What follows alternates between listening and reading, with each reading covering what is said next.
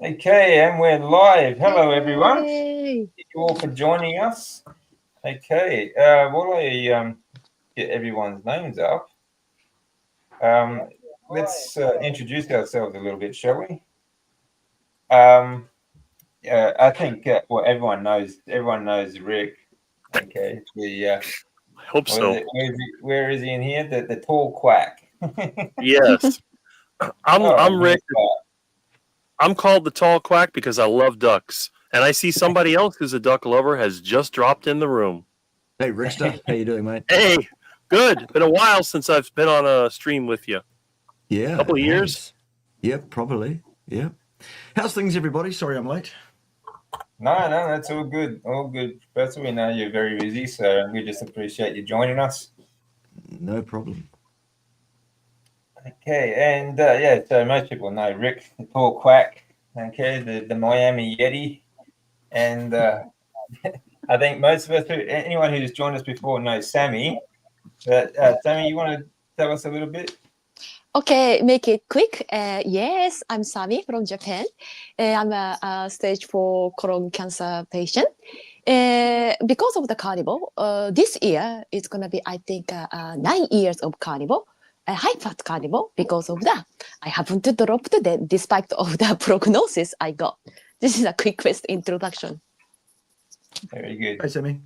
Hey, hello, Professor. And everyone knows Bart, so we can skip him. We can talk to him later all day. All right, but Christy is new to us. Christy is new to our channel for this live anyway. So Christy, you want to tell us about your channel? Yeah, hi everyone. My name is Christy and my channel is Meeting Wellness. I've been a carnivore for about 2 years now. And I'm a public school teacher of 25 years, and carnivore has made all the difference for me. I know, look at the professor's face. How have I done it for so long?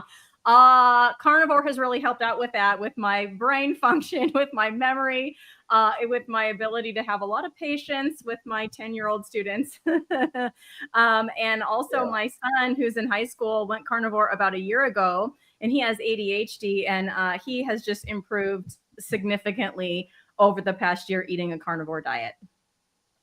Yeah, I can attest to that too. I have ADHD myself, and it's very difficult to sort of sit down and focus, study, and you just got so much going on and all these sorts of things. But one of the things I wanted to talk to everyone about today is choline-rich foods, which are fantastic for brain function, memory, and everything else. Especially like after my chemo and everything like that, I was pretty much a dementia patient afterwards.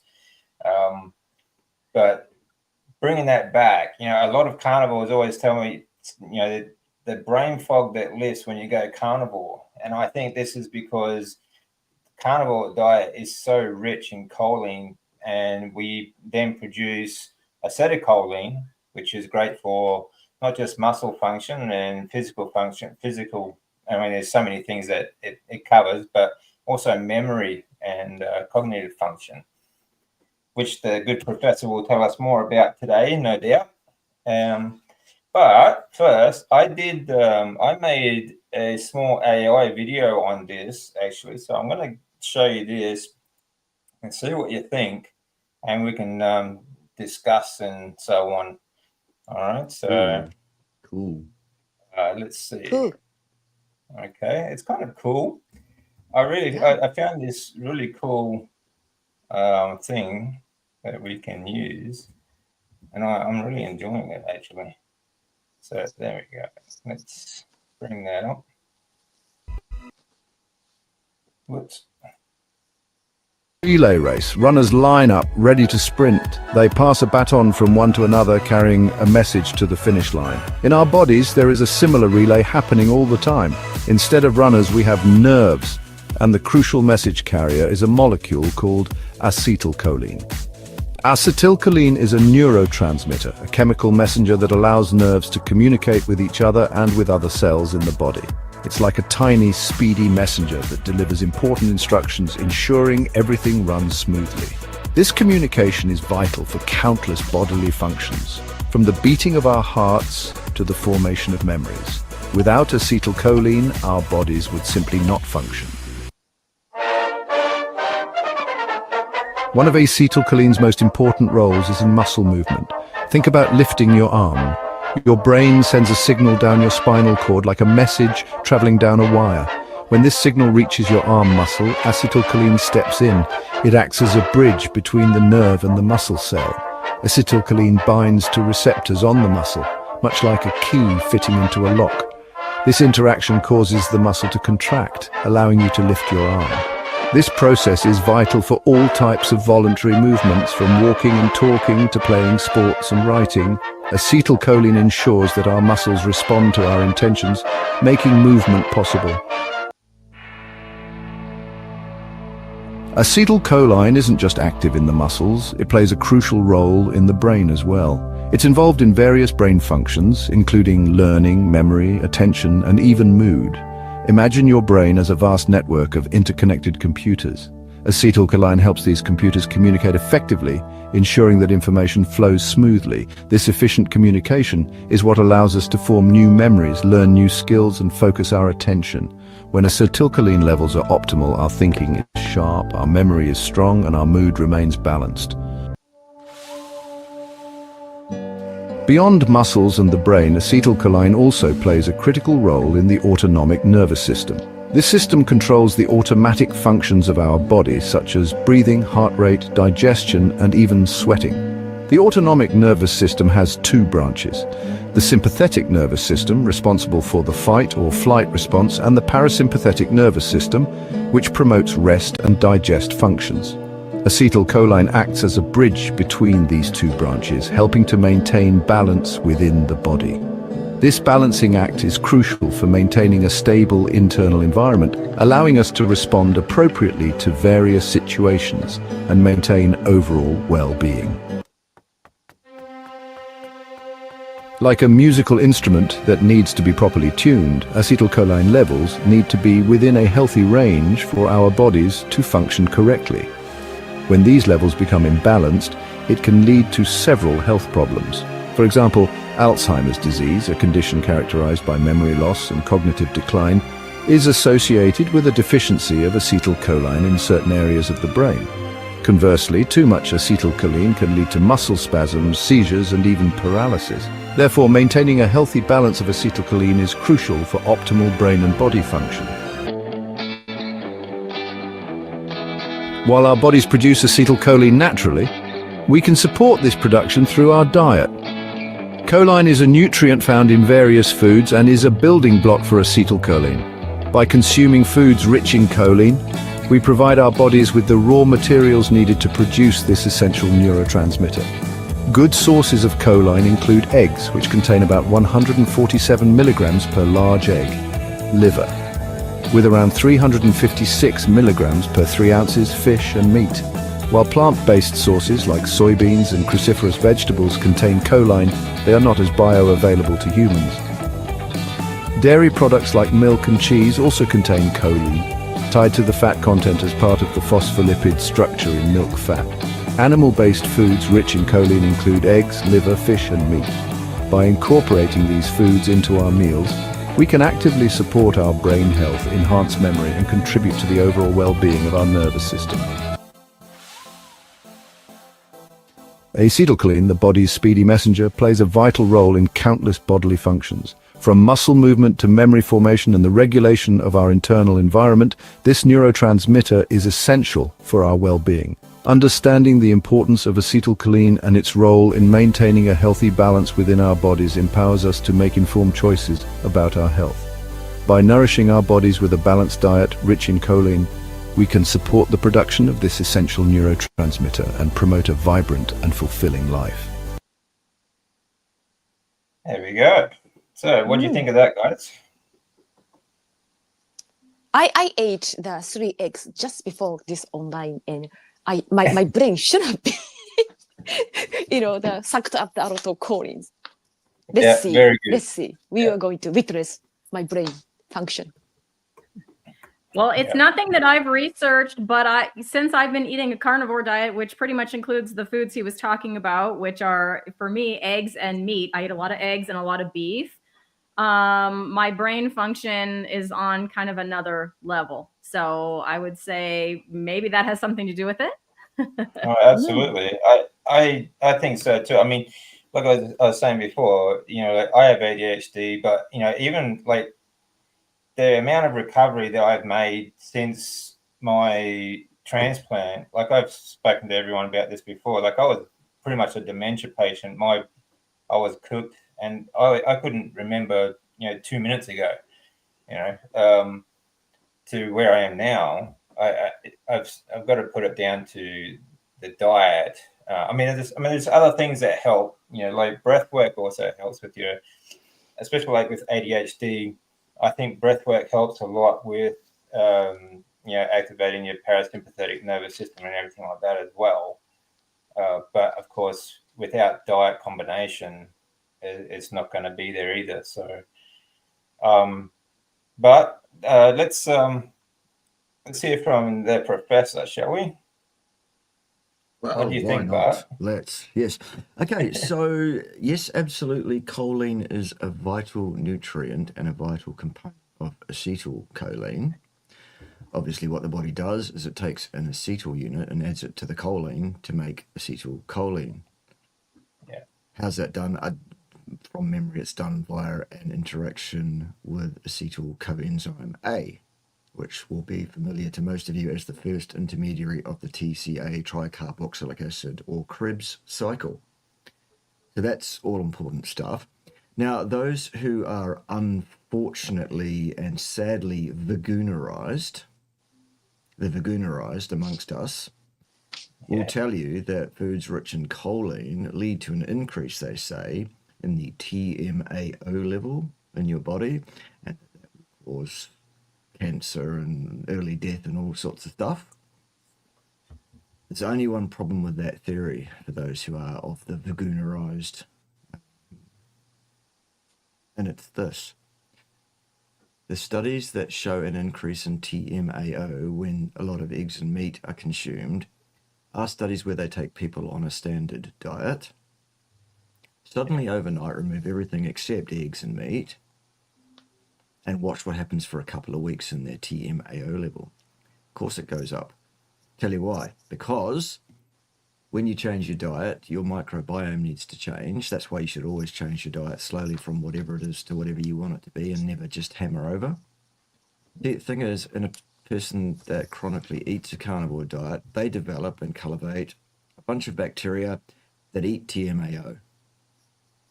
So a person that's been carnivore for any period of time will not have an elevated TMAO level, ergo their entire argument is rubbish, complete rubbish. Yeah. There you go. There's a little seminar on that. Yeah, and that's where they. I think it's one of the reasons why they say meat causes cancer and all that sort of stuff. But Right. I can definitely tell you with all confidence that meat, if anything, would help keep cancer away. But just for clarity, there, Professor, TMAO, what exactly is that? TMAO is trimethylamine oxide, which is a metabolite produced by a certain species of bacteria breaking down certain amino acids, of which choline is one. Well, actually, what happens is the metabolic byproduct is TMA, or trimethylamine, and then the trimethylamine is eaten by a bunch of bacteria that produce trimethylamine oxide as their output. And then it's just assumed that this trimethylamine oxide is just going to hang around in the human body and cause cancer, because that's what they can see in test tubes in a lab. Yeah. Well, no, that forgets that the human body reacts to its diet by producing this other bacteria that eats the TMAO. Ergo, we still don't have a problem. Yeah, that's a good point. You're talking about labs. They're looking at one particular sort of reaction, whereas the body has numerous sort of activities going on at the same time that sort of balance everything out. That's the nature of the body. There's always something going on. Nelson, Dr. Nelson Vasquez, thank you for joining us. Sorry, I didn't see you down in the background there. You're on mute though, mate. I am muted. Hello, everybody. I was just texting with Christy, and she says, "Oh, I gotta be on a live." I said, "Oh, I forgot about it."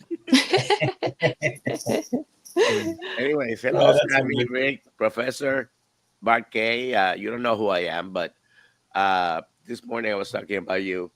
Nothing bad. Yeah. And thank you for having me, Dave. No, always a pleasure. Always welcome. Do I Yeah. still have a So- 100% record? No one's ever said anything negative about me publicly? I'm relieved. Whew. yeah. Yeah. Well, I don't think any carnivores have said anything negative about you publicly. Anyway, we'll say Not any real keep it that ones. way. Not the any real ones. Yeah. No. Not the real ones. I Not the haven't. ones that, yeah. Well, no one with more than 2 brain cells to rub together anyway. So we'll put it that way. Yeah. So I mean, these foods, I mean, rich in choline food. That yes, there is choline in plant-based foods, like the video says, you know, beans and all these other things, cruciferous vegetables and so on. But again, it's like Professor K says, that these are in a different currency completely. Our body cannot absorb them, and they are completely useless to us. That's why you feed these things to ruminant animals. We eat the ruminant animals because they upscale it. They sort of process it for us so that we can then absorb it from their fat and meat. That's the whole process. That's the process of life. You know, they eat the plants, we eat the animals, and that's how we get nourished. You know, so brain Professor, food. can I ask a question, Professor? You know, you said that a carnivore eat dieters, they have a specific microbiome, which going to offset the TMA or kind of stuff. The carnivore is a little bit wide spectrum. The maybe fish centric carnivore or lion carnivore diet or variety of the meat carnivore. Is there any difference in terms of the microbiome, and the structure? Yeah, there is, Sammy. At the end of the day, your microbiome will be specialized for what you eat. And people tend to be creatures of habit. They tend to have a set diet. They tend to repeat meals over and over again. So you will have an intake of this, that, and the other thing in certain proportions. Mine will be slightly different. Dave's will be slightly different again. Rick's will be different again. Full of iguana and stuff, isn't it, Rick? And his microbiome, your microbiome, Dave's microbiome, my microbiome are specialized for what we eat. It's an adaptive thing. And as such, the exact number of TMAO consuming bacteria will be determined by the exact level of TMAO being produced by another species of bacteria eating the TMA is being produced by your body metabolizing these particular amino acids, producing this TMA. Okay, thank you. Yeah. Cool. So it's always going to be like exactly what your body needs it to be to digest your particular diet. Unless you then suddenly turn around, hammer over one night and decide, I'm going to change my diet overnight. I'm going to do something completely different from tomorrow. Yeah. If you do that, you're asking for trouble. You may not get that trouble straight away. You might think, well, that was fine. There was no problem. And then 6 months later, excuse my French, but things will turn to shit, literally. Oh, yeah. Don't change your diet suddenly overnight, guys. Don't do it. Always change your diet I have a slowly question from whatever it is to whatever. Yeah, go. Sorry. I have a question, Professor. Do we need to worry much about what the microbiome is, or once we adjust our diet, and I am carnivore, then it turns into whatever it turns? You know what I mean? I mean, do we need to, because there are people out there who are obsessing over which bacteria they have in their microbiome. Yes. Yeah. No, you don't need to worry about it. You don't need to think about it. except to do the sensible thing, which is to change your diet. If you're going to change your diet slowly and glacially over weeks rather than suddenly overnight, it will take care of itself in exactly the way that your cholesterol level takes care of itself, your triglyceride level takes care of itself, your testosterone, estrogen levels take care of themselves, provided you get out of your own stupid way and do the right things in your lifestyle and don't do the wrong things. This obsession with measuring this, measuring that, a lab result for this, a lab result for that. What do you think of that? People are always sending me their bloods before a consultancy session, and they'll always come on and say, so did you read my email? Did you read all my labs? To which my answer is universally, no, I didn't. Because I'll tell you what I'm interested in. What is your affect? What are your symptoms? What's going on that needs fixing? Tell me about your problems. Now, if you need some labs, I'll tell you which labs to get, which will confirm or deny my proposed diagnostic idea about what's probably going on. This whole, shotgun approach to taking labs for the sake of taking labs, it's a completely pointless waste of time. As is spending any amount of energy thinking about, oh, how much of this style of bacteria have I got? How much of that have I got? Have I eaten my probiotics today like a good boy or girl? Guys, everything you put in your mouth and swallow is a probiotic. Everything. It's a buzz term. Goodness sake. Right, sorry. That's enough ranting. No, you rant all you It's never enough ranting. My thought exactly, by the way. Say again, sorry. I said my thoughts exactly. Excellent, good. People are entitled to disagree with me if they want to, but it is, of course, hate speech if you do so. I can't disagree with Bart K, but I do have my own theory about bacteria. I've always understood that having less variety of bacteria was better, because when you have a lot of different bacteria, your immune system has to work really hard and it makes you get older. So it seemed to me that it'd be better to have a balance of fewer bacteria, with the right kind of food. And if you think about it, if you don't have any fiber rotting in your colon, I mean, really, how much bacteria are you going to have? I mean, most of the meat is digested in the small intestine, from what I understand. So why are these people so, obsessive about having a lot of bacteria in their system? It seems like it's counterintuitive, at least in my idea. Yeah, agreed. It's just ignorance, Rick. That's all it is. Yeah. One more thing, there are millions of people who have a colon kind of a cutting surgery like myself. I got the ascending colon cut out. So in this sense, my microbiome it's half of the normal people's amount. Professor, what do you think about? You probably still have more than half, because most of your bacteria is going to be upstream of the colon. Because there are actually, ideally, not that many bacteria, as was just said, in your colon. Not that many at all. Okay. Yeah. Okay. I see. But I don't need to worry about that stuff, mechanistic, let's say, sacrificing. I don't need to worry about, right? I have half of the microbiome numbers. Okay. Well, I mean, if you boil that down to its lowest common denominator, and you go, right, well, there is an objective reality going on here. The objective reality is you have had a portion of your colon resected. It isn't there. So it's not doing what it would normally do because it isn't there anymore. Is there anything you can do about that? No. At this point? No. So why worry about it?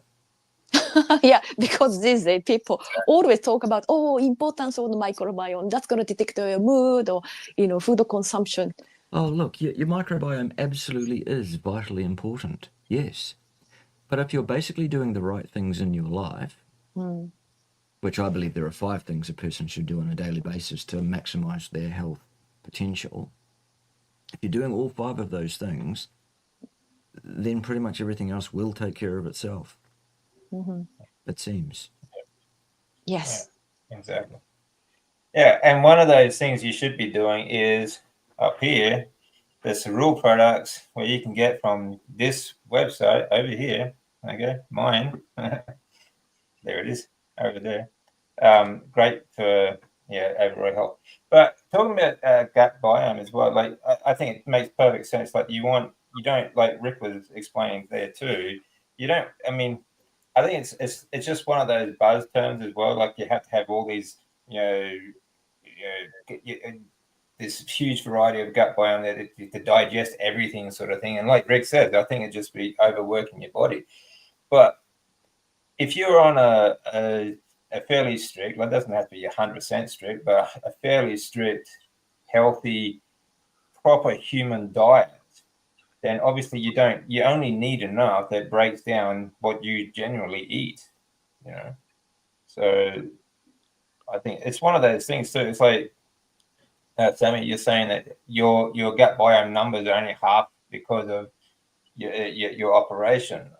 My kidney numbers are about the same. Well, just my kidney numbers are about 60% of what everyone else, because I've only got one kidney, right? But it's operating at like I have about 60% of what normal function should be if it was 100% sort of thing. So it's actually working, like one kidney is actually working above more than that sort of thing. But these are just numbers that you can't do anything about. But I have no problems. My kidney is doing great, in fact, because of the carnivore diet.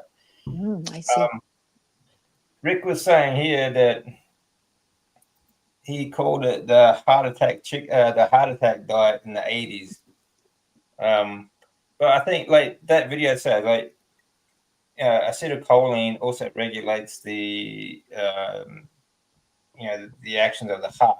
And like I was AFib after my transplant, especially my heart, it was all over the place. But I'm completely normal. Like my heart is great now. So just how important, I mean, like acetylcholine to your heart, and how, I mean, do you really think that there's any cause or any kind of side effects that are going to affect the heart from the carnivore diet? That question for me. Anyone? Dr. Okay. Somebody? I mean, I can answer it, but let's give somebody else a shot. I mean, I'm not an expert, but I can say that since I've been eating carnivore, my blood pressure has been, it's never been high, but it's even been lower. And like when I take it at my house, I'm like, oh, wow, that's like some nice low blood pressure. I'm not worried about my heart at all. And I know that that's, in women, especially as we get older, it is a leading cause of death in women. But despite the fact that I know Professor mentioned cholesterol, my LDL went up to over 400 after going carnivore, but I'm not worried about that clogging my arteries, as my blood pressure is nice and low. And I know Doc Nelson advised maybe I could go and get a CAC, which I haven't yet done, Dr. Nelson, but maybe I'll go do that at some point. But I don't know, as far as the acetylcholine, that's like maybe a question for the professor over there. So the answer is this. There are no reasons whatever to believe a carnivore diet is likely in any way to be deleterious to the function or ongoing of your heart throughout the entire lifespan. Not a single jot of evidence anywhere to suggest that that is likely to be so. There is a bought and paid for theology out there about lipids and cholesterol and various aspects of the lipoproteins. All false, all anti-scientific claptrap of the highest order. Not a single jot of evidence supports the lipid hypothesis at all. An increase in your LDL concentration in your blood once you've gone carnivore is entirely normal and entirely within the realms of what we would absolutely physiologically expect. It is utilitarian, it is indicated, it is not a problem in any way, shape, or form, period.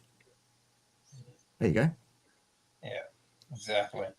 Yeah, I mean, so many hormones are produced in cholesterol, so it's not like, I mean, these are things that you would aspire to have anyway. But with the acetylcholine effect on the heart, regulating the heartbeat and things like that, and being choline, like bioavailable choline-rich foods, wouldn't the carnivore diet, in fact, be more beneficial for the heart than anything else? Well, on the basis that that's the diet that we have consumed as a species for our entire existence on this planet, except for the last 11 or 12,000 years or so, and indeed about 4.5 or 5 million years prior to that as well, in immediately pre-human but not quite human speciations before us, I would suggest that the positive and negative selection pressures mean that eating a diet that's appropriate for our speciation, for our genetic gift, would be the most sensible, common sense approach to nutrition. Yeah. However, I'm not paid millions and millions and millions of dollars by people with a financial interest in lying to you. Yeah. In the way that others are. Yeah. Yeah, exactly.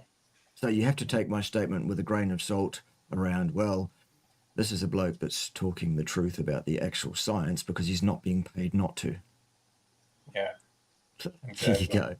And if anyone wants to pay me to lie to people, absolutely, I'll take the money. I still won't lie to people, but I'll take your money anyway. That's why I ended up not. That's one of the reasons I ended up not in academia after about 20-something years. I got sick of being told to lie to people and sick of defending my position of absolutely point blank refusing to do it. No, I will not stand up in front of a group of paying students and lie to them. I'm sorry. I don't care what your curriculum document says here. When I went for this job here to be a lecturer at this university, you asked me in the interview what makes me different from all the other applicants. Why should they employ me? And I told you I wasn't going to lie to students. And you gave me the job. Now you're telling me, well, that was nice, but lie to students anyway? How about you do one? I won't be doing that. So that's where I come from. A good example why the world needs more people like Professor Bart Kay, because I honestly, like doctors, professors, any kind of professional, they should anyone wears a white lab coat especially should have sponsors on their jackets. Don't they feel guilty about the fact that they are telling a lie? Most of them don't even understand that they are telling a lie. Most people who work in academia and the medical profession are actually so indoctrinated by appeal to consensus, appeal to authority fallacy that they genuinely haven't critically thought about what they've been taught.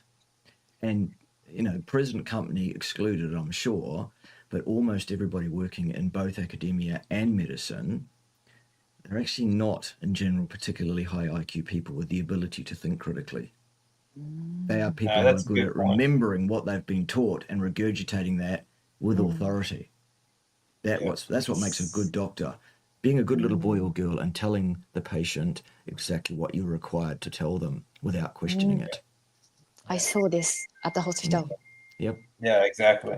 Yeah, like all my doctors have been the same. With maybe a couple of exceptions, but they're very good at they've found the problem. They get the blood done and everything. Do the test. Okay, this is the problem. Okay, this is the drug to fix it. Well, this is the drug to treat it, and that's I got a drug for that, and I got a drug for that, and I got a drug for that. Yeah, so that's the drug that masks the symptomology without doing a damn thing about the disease process, isn't it? Yeah, exactly right. Yeah, they're not interested in. I mean, there's no incentive for even in GPs in your local area. There's no incentive for them to actually cure you, because they want a returning customer just as much as Big Pharma does. They want to keep their books full. That, and if they step outside the circle and say the truth to a patient, they face the very real risk that the medical council will strike them off, and they will lose their livelihood, because you cannot tell people the truth in that industry. You are not allowed to. Doctors aren't allowed to think. Their license is going to be taken away. That's right. Doctors have to do as they're told. But there's also, the fact that actually Bart was just saying before too, a lot of them just don't have the critical thinking skills either. Like I would say 99 out of 100, they just don't even think about it. They just think that, okay, I finished school. I don't need to do anything else to find, or find any more information. This is it. I can just cruise the rest of my life, Cholesterol is bad. Okay. Yeah. Okay. Yeah. When my LDL came back that high after being on a carnivore diet, my doctor she was like focused in on that so much that I ended up firing her because she would talk Good to me job. about Well anything done. else. I got the courage to fire my doctor from people like you, Bart, and Dr. Barry, and I'm like, oh, you can fire a doctor? I guess you can. Transferring my records. We're done here. I can remember a conversation I had with a GP. I was trying to find it, like, for about 6 years, I went without one, actually. I only used my specialist at the hospital. But for about 6 years, I was trying to find a GP that would understand that my diet and what I'm doing. And, you know, I can remember one conversation is talking about, like, but you have to, you know, if your cholesterol is getting up, then you need to do this. You take these drugs and all this. I just stood up and said, "No, see ya," and just walked out, like halfway in the session, like 5 minutes in. It's no point in me wasting my time with someone who's just going to argue every point with you. If you know, it's just not. It's not worth it. Yeah. Get this. I went to get my eyes tested the other day. Whoops, let me unmute. It says I am muted. No, you're right. Am I muted? You're good. No, okay, it says I'm muted on the screen, even though I'm not. Okay, I went to the optometrist the other day to get my eyes tested in my routine 5-yearly test because I'm hopeless and don't go yearly. The optometrist, without a hint of irony and without asking me anything about myself, what I do for a living, what I did for a living, what my level of education might be, or any of that kind of stuff, this woman sat there as an optometrist and told me all about how to eat healthy. Oh. Well, she started to. Put it this way, she started to. She started to. And I was like, I'm gonna have to stop you there. You know, look, I'm not even going to apologize for stopping you, but let me just put you right on a few things here. 1, 2, 3, 4, 5. So, you know, the fact of the matter is all of these medical professionals, allied health professionals are all taught absolutely in their training to take a position of authority, even in fields that they are not remotely trained in. Yeah. And speak this absolute garbage, this nonsense to people with authority, with surety. These are the facts. I'm telling you the facts. Wow. Really? Good. Yeah, that's a big problem too. You know, like they leave school and they think they know absolutely everything about everything. You know, and that's why you've got so many of these fake YouTube doctors out there that tell you, you know, like they have nothing related in their education to nutrition or chronic disease or anything, but they feel quite confident in telling you how to eat. It's disgusting, really. Yeah. It's just clickbait doctors. But actually, just a question for Rick. How many heart attacks have you had in the last 42 years or so? Because I just noticed your blood pressure. I'm just thinking, you know, people might have to just give you a shove just to make sure you're still alive, mate. Well, it really is funny because when I used to go to the doctor, which was a long time ago, they kept telling me that I had a high risk of a stroke because I had such low blood pressure. And then on top of that, the last time I went to the doctor, which was in 1996, he told me, and he was a fat, unhealthy looking guy. It's one of these people that breathe hard when they're not even moving. I mean, you know the type. They're like, I'm thinking, man, you've been running a marathon? No, you've been sitting in the chair all this time. But he's telling me, oh, with your cholesterol, you're going to have a heart attack by, you know, your 50s. I'll be 57 this summer. So it's like, okay, well, where's that heart attack? I was trying to find the doctor, but the office has long been abandoned. They got somebody else there. I couldn't even find out where he is. He's probably dead by now. And he was probably in his 40s at the time. And it's like, so I always joke. People say, how many heart attacks have you had? Well, I have at least one a day because I'll have a heart attack burger, heart attack chicken, maybe a heart attack iguana. So I have at least one heart attack a day. That way, you know, keeps me in practice. So when I do have the big one, I'll be like Fred Sanford. I'm going to go, oh, this is the big one. And I'll fall over and that'll be it. But yeah, I've had I guess, I don't know. I haven't really had a heart attack, But my blood pressure, as you could see, you know, I got up, I walked around, I had that one reading, I sat here, and I'm online too. It's like 90 something over 60 something. And again, if this carnivore diet was so bad, why isn't my blood pressure high? All my friends have high blood pressure. I got two friends that have type 2 diabetes. And one of them is a guy that kept telling me that I'm going to kill myself because of all the meat that I eat. You know, you have to eat vegetables. You have to eat healthy whole grains. I said, I'm not a bird. I'm not going to eat seeds. What do you think I am? Oh, you have to eat green leafy vegetables. I said, no, I'm not a cow. I mow my lawn. I don't eat it. So the same people that are worrying about the cholesterol, which may have an associated risk on very bad studies, right? Don't worry about the diabetes, which is 10 to 11 times more risk of having heart attacks and strokes.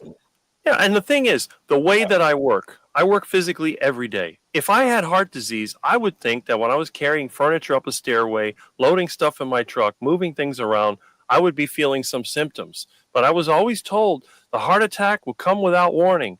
Not all heart attacks have symptoms. The first symptom of a heart attack is you drop dead. I said, well, that's great. Then I can just get it over with. I don't have to suffer. I'm not going to be in the nursing home. I'm just going to be lifting a heavy object, and then bam, the heart just drops, blows up, dies, whatever, and that's it. I'm done. So, and it's just part of having fun with the lifestyle. I can imagine the headlines though. Yeah, when Rick finally does get his heart attack, he'll be like 208 years old. The headlines will say it was the diet that got him. Hilarious.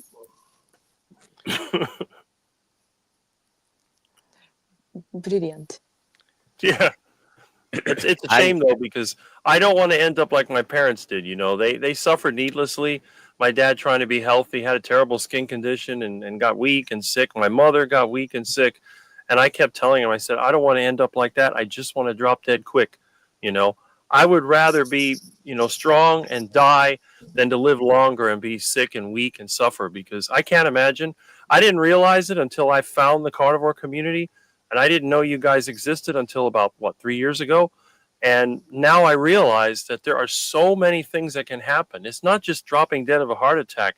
It's years of suffering and struggle and just falling apart. And I don't want to be like that. You know, I don't want to be like the car that rusts out. I want to be the one that blows up on the drag strip and then is stripped for parts, and that's it. Yeah, exactly. And I can, like I always say, Rick, it's like you don't want to spend the last years of your life stuck in bed. You know, I was already there. I was there from the age 38. I spent 5 years in bed. You know, you don't want to live like that. No one wants to live like that. You go through those sort of treatments as well. It's hell. So I think that our society was terrified to think about the death. That is why whatever the condition, try to keep you alive. That's I think idea is somewhat distorted from our, the quote centric. Yeah. Yeah, a lot of this is the thing. A lot of everything you see going on YouTube, like they talk about diets and these vegans and all this. A lot of it's just based on fear of dying. You know, they're so scared of dying that they're going to do anything. They panic. You know, they're just crazy. Like they think that's the end of it. You know, but I mean, what are they really holding on to? Honestly, really.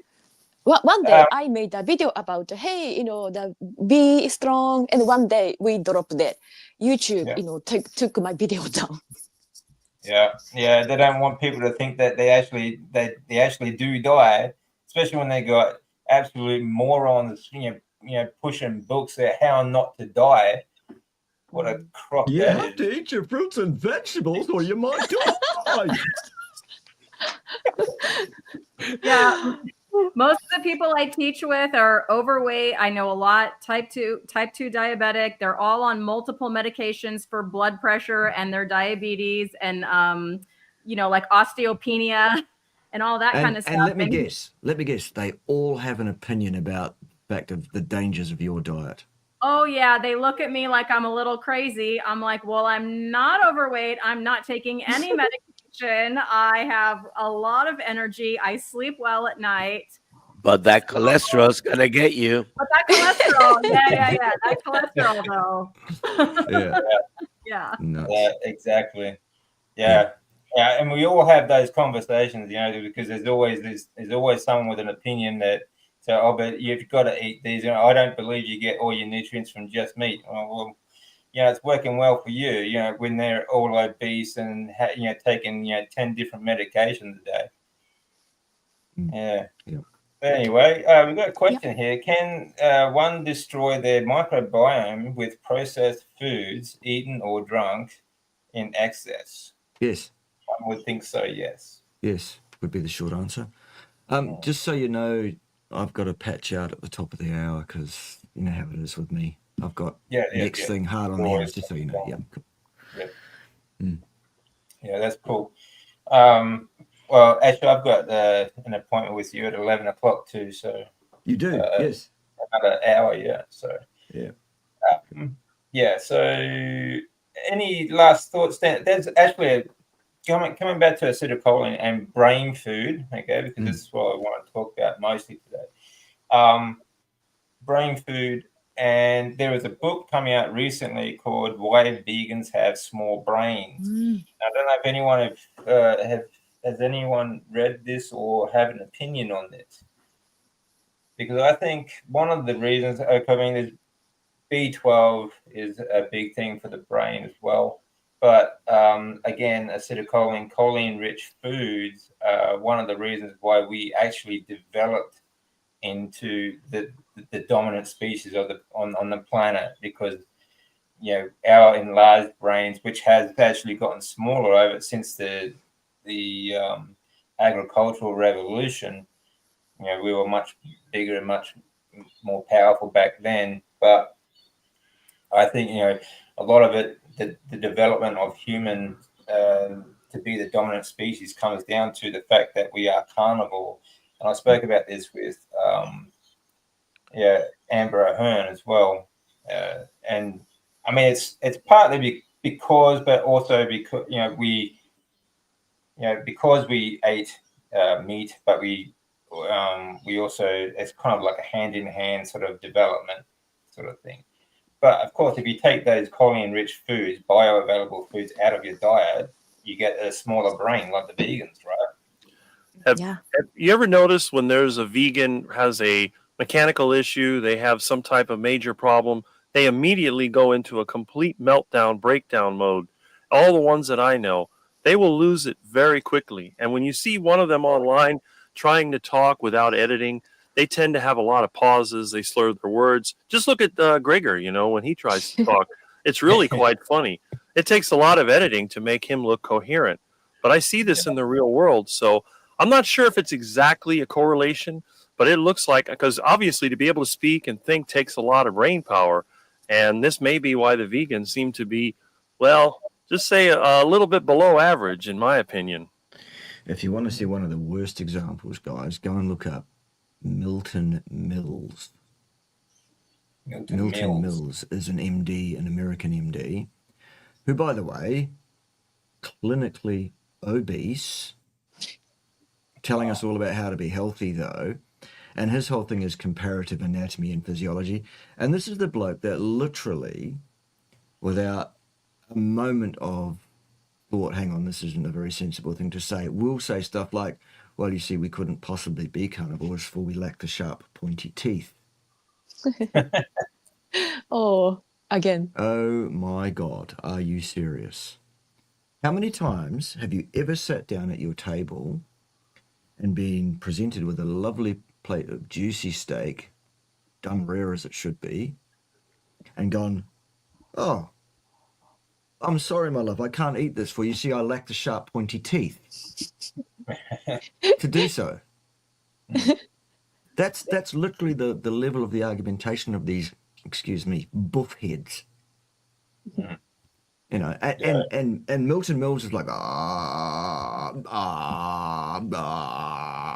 I'm not exaggerating.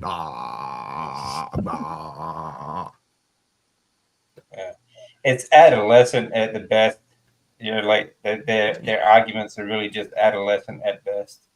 Yes, absolutely. Right, guys, I'm going to have to love you and leave you because I'm a very popular man. I'm kidding. No But I do worries. have other things You to do. are. And I'll see you in an hour from now or so, DC. Excellent. See you then, All right, mate. Nice man. to meet you Right. here. Thanks, guys. Nice to Bye meet those of you I haven't bye. met before. See you soon. Be good. Don't do Good to anything I see you would. again. Trust me on that. Okay. That's a very small window, actually. I know. Don't do anything I would. All right. See you later. Ciao. All right. Okay, question here, guys. If carnivore isn't working, would going to keto be any beneficial, or would that make no sense? How about you, Dr. Vasquez? You got an opinion on that one? I think it will be okay to add a little bit of vegetables. I'm not 100% against plant foods. I think for me, I've demonstrated to myself that I'm probably better not adding that back or not too frequently either. But if that makes you feel better, then do that. You're trying to improve your health, not to follow what anybody definitely on one side or the other of the argument says, right? Most people who get here is because they're metabolically sick one way or the other, whether it's mental, physical, and they've tried everything. Nobody, I don't think anybody wakes up and says, I'm going to be carnivore today, even though I don't have any problems. Because most people, well, except for you, Rick, and I Yeah. admire you for that. But most people come the other way. They were sick. They're looking for something, including me. And if adding something back is going to make you feel better, and it's the bottom line. You know, you're trying to reverse what was wrong with you. And if you need to add some stuff, add it. Now, many of those things you're going to find out they were causing problems for you. And I have found some things that I didn't know that were problematic for me. And now I know. So if I may have a pickle occasionally. Pickles don't do anything negative to me. I don't have it every day either. Just once in a while, I might have a pickle because everybody else in the house likes pickles. So I always buy pickles and they're available. But, you might find That's out fermented that as well. this food or the other is not good for you. Yeah. I think Agree. when adding vegetables or even like pickles or anything like I think sauerkraut is really good because they are already fermented. The biggest problem that we have when eating vegetables is they ferment in your colon, and that's where you get problems. That's where you get the gas. That's where and you stop absorbing nutrients and things like that as well. So that's where, and you start absorbing toxins. But pre-fermented vegetables can actually be quite good, depending on what they're fermented in. Like sauerkraut is just fermented in salt. Right? Yeah. So that's the big difference. There is always sauerkraut here because my wife likes the sauerkraut. So I buy love that. sauerkraut. And there are pickles. And so. Yeah.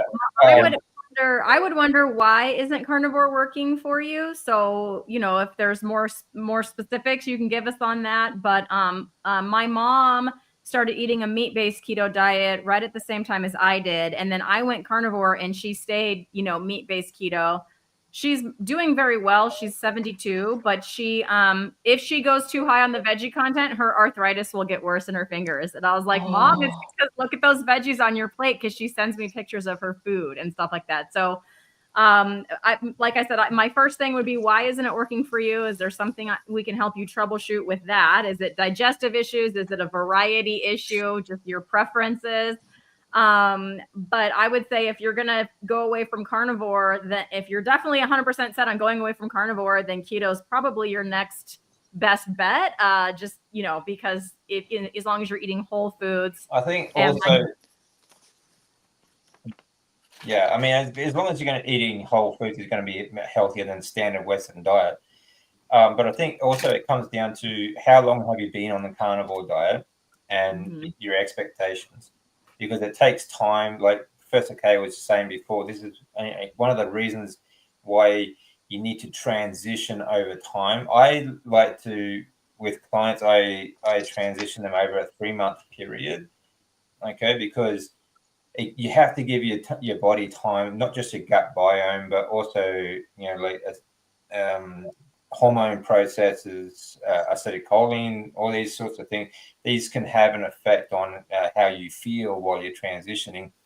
Another thing is, when you do transition from, and you're going from just taking out all the vegetables, if you are oxalate dumping, for example, if like you get gout or gout-like symptoms, something that can alleviate that is to add back in small portions of vegetables or fruit to sort of offset that oxalate dumping a little bit, and you just transition a bit slower, and that will make you feel a little bit better as well.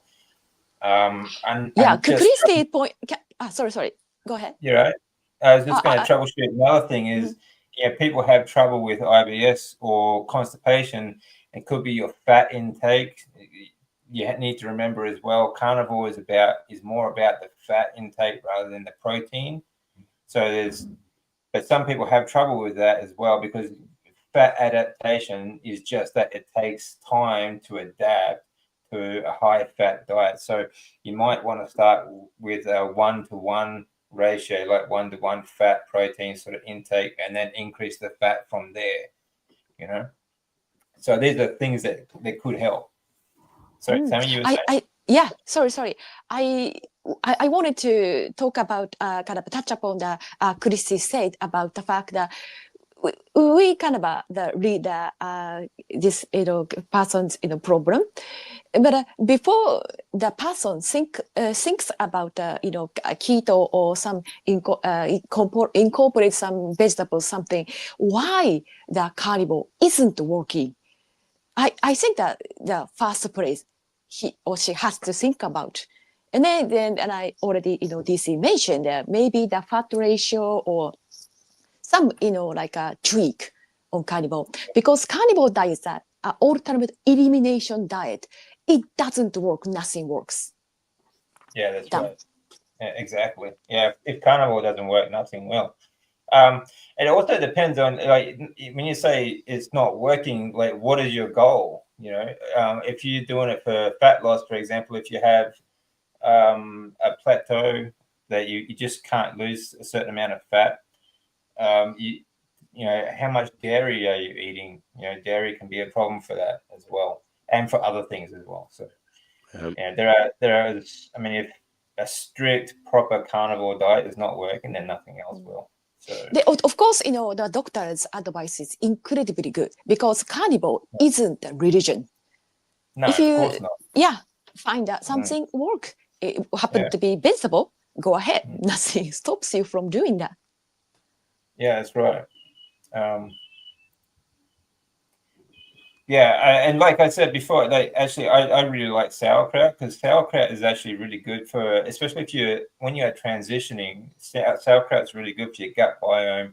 I had really quite severe IBS before I started eating sauerkraut, and that really fixed a lot of things, for me before I went to carnivore diet. So I think sauerkraut's brilliant. But to answer your question, it's to treat severe treatment-resistant OCD and have been carnivore for 105 days, lion diet for 25, and sadly no relief. Okay, so this is, OCD is a very, strong sort of condition to live with. Like, I have ADHD, and I know it can be very frustrating. My wife has OCD, actually.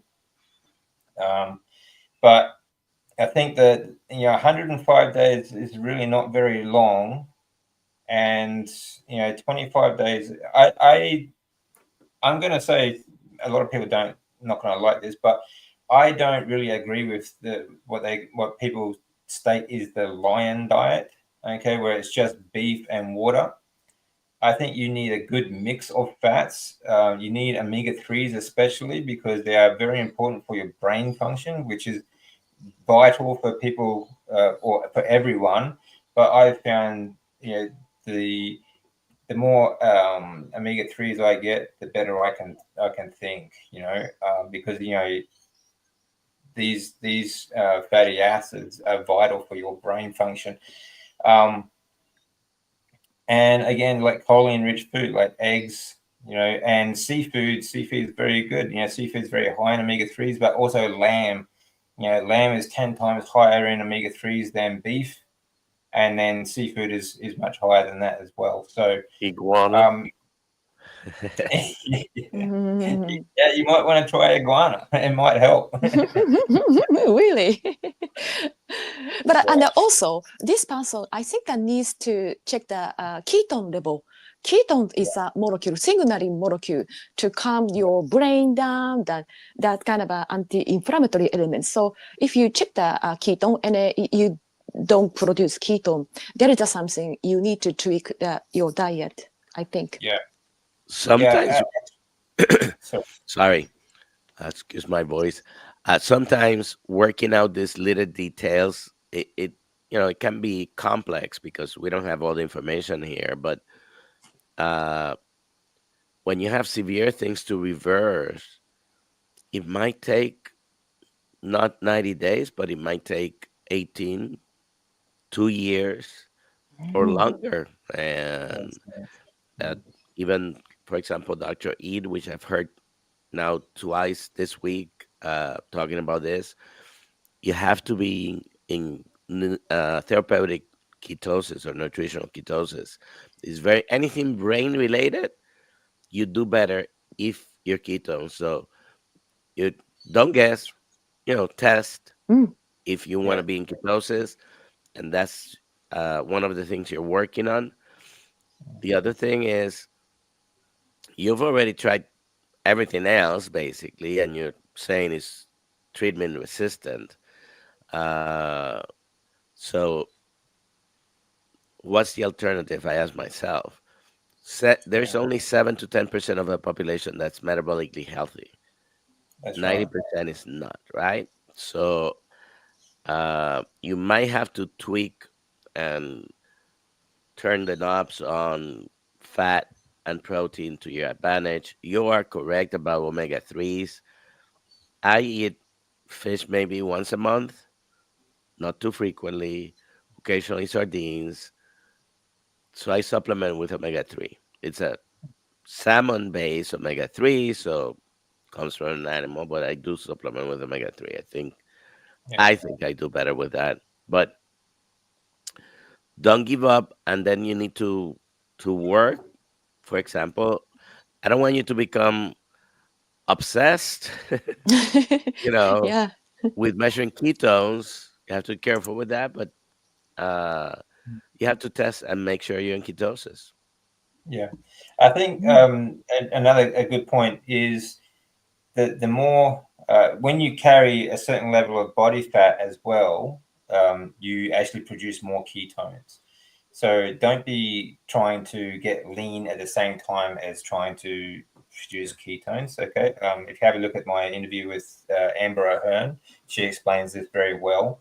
It's not. I'm not saying like get fat, but the more fat Yeah, tissue you the carry. emphasis cannot be on weight right now. The emphasis has to be on No, this. that's right. The But thing the with emphasis is on health, and you've spent your life. Think about like you've got nothing to lose by trying, but I mean you've spent your whole life with this OCD. It's going to take a lot more than just 100 days to get a good result. The same with everything. I've been doing this for 10 years. Okay, so and that 10 years, I mean, it took years for me to get out of bed. Okay. And it took, another year before I could walk properly. It took years before I went back to the gym. It took years later before I could start, turn off all the medications and everything else. So it takes time for your body to heal, and that's what you need to do. You need to give your body time, make sure that you don't have to be, it's not about perfection. You don't have to be perfect every day. It's about consistency. All right. So just do the work and have faith in the diet, and you will see results eventually. It might take a year, it might take more. Like for me, it's taken 10 years. Okay. So, just stick with it and you will be much better off for it. And ketones are not produced if insulin or glucose is high. Exactly. Those need to come Yeah. down. And on a carnivore diet, they're going to come down, but it may take a while for you to get to those levels and start making ketones. Because even if you have enough fat, you're not gonna make ketones because you're not burning that much your own fat if you still have too much glucose around or too much insulin around. Yeah. Yeah, that's right. Yeah. Um, yeah, like again, you just have to give yourself time. Your body goes through a lot of transition. You can't expect it to happen overnight. Not even, and depending on where you're coming from, like I said, you may not see like lasting results until like a year or two into it. So Yeah, great, just great. stick with it. Yeah. I'm not a symptom-free person. I do have insomnia, which is PTSD induced insomnia. It's not something I'm gonna kind of improve overnight. Even 9 years old carnivore, still I've been having a sleep issue, but I'm not optimistic about it. As already D said and doctor said that it takes very, very long time. It started when I was 4, abundant, and so that's why I think that expectation, like an excessive expectation, makes you miserable. Even you might have non-scale victories you might have achieved already on being carnivore. Yeah, exactly. I think you got to celebrate the small things. Like whenever you're implementing small, like new habits, you need to celebrate the small victories along the way. This reinforces those new habits and makes them more permanent.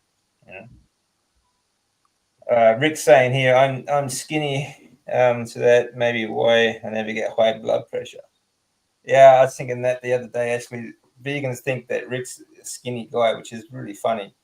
I mean, yeah, I mean, By like the way, Rick said, Rick, I've had plenty of skinny patients with very uncontrolled hypertension, Oh. but and they're more difficult to control sometimes. However, there are several factors always involved. Almost all of them are smokers, and almost all of them consume alcohol, even at the normal, what for anyone would be normal, but often high amounts of alcohol and junk food. So they're Yeah. smokers, too much alcohol many a time, and they're skinny, and they also the ones that have heart attacks frequently. Wow. Yeah. yeah, I heard the fat can be protective for some people.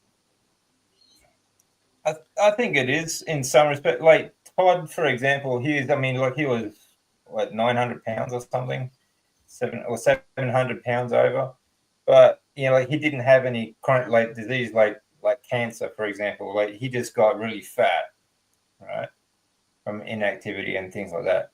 But if you eat the same diet, I mean, I was actually eating a fairly healthy diet, what I thought was very healthy, except that it was heavily processed and very low in fat. So I think, low fat diets do so much damage. So I By think the way, fat you can protect. mentioned inactivity. That's a higher risk factor for cardiovascular disease than the bad cholesterol. Yeah, absolutely. Inactivity is a much higher risk than anything else, I would say. This I just gotta mention this.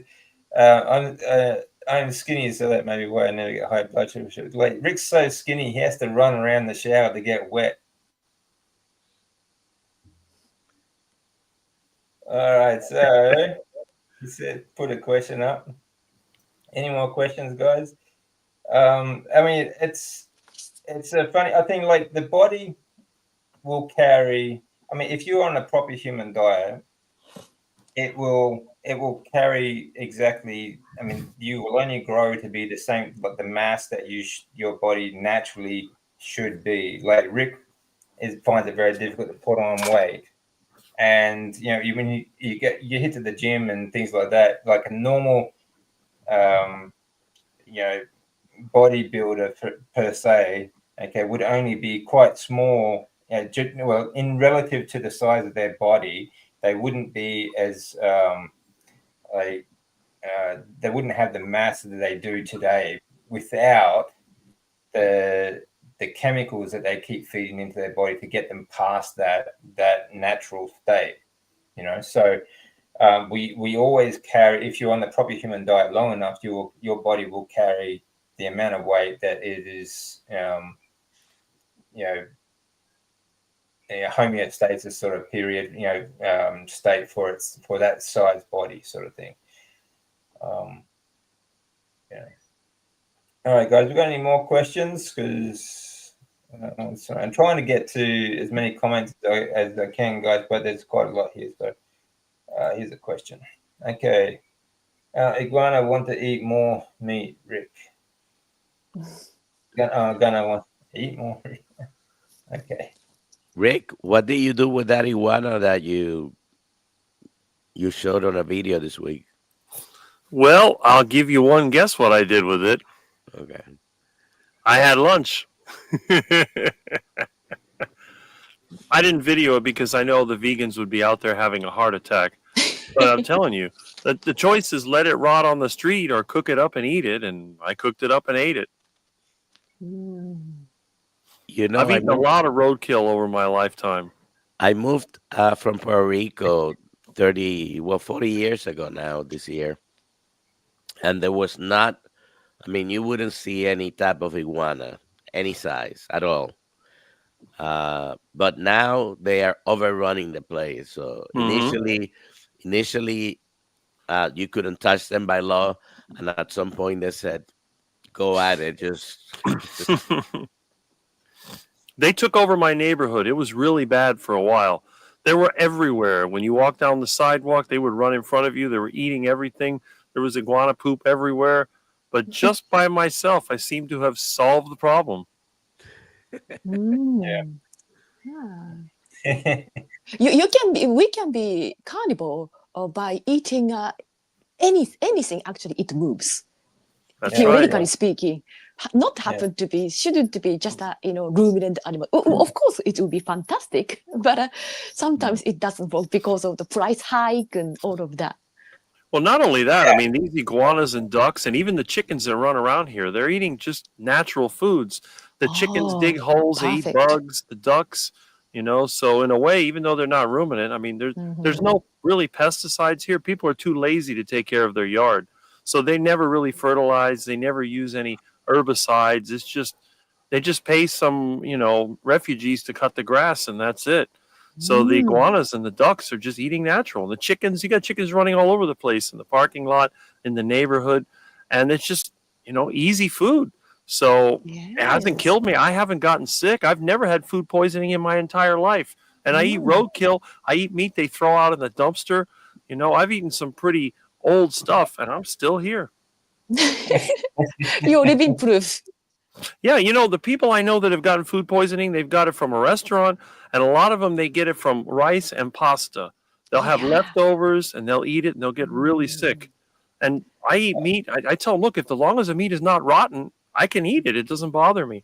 I think that eating old meat is safer than eating some of the plant-based foods that they're eating, because I know a lot of people that got sick from rice.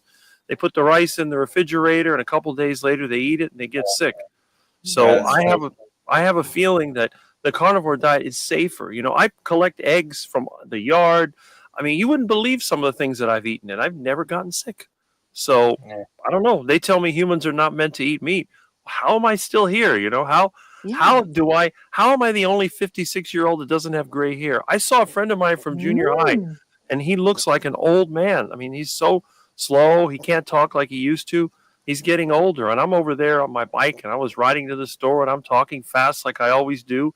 And he says, Rick, you never change. I said, well, that's good. That's a compliment, because before it was a bad thing. You don't change. You're not willing to change. But now when they say I don't change, I say, hey, it's a compliment. I'm happy about that. Well, Rick, I don't have gray hair either. No, Of I'm good. course. No, great. Look, you guys look like a boys. But Oh honestly, dear. like even with all the treatments and everything that I've been through, this bit of grey here in my beard, that's the only grey I've got. And like you look at people like Gregor, who is his little bobblehead walking on a treadmill with his little, I know. little bobblehead because his neck's too weak to hold his head up, right? But he's so skinny and he looks so old. And he's like Yeah. these books on how not to age, and people actually buy it.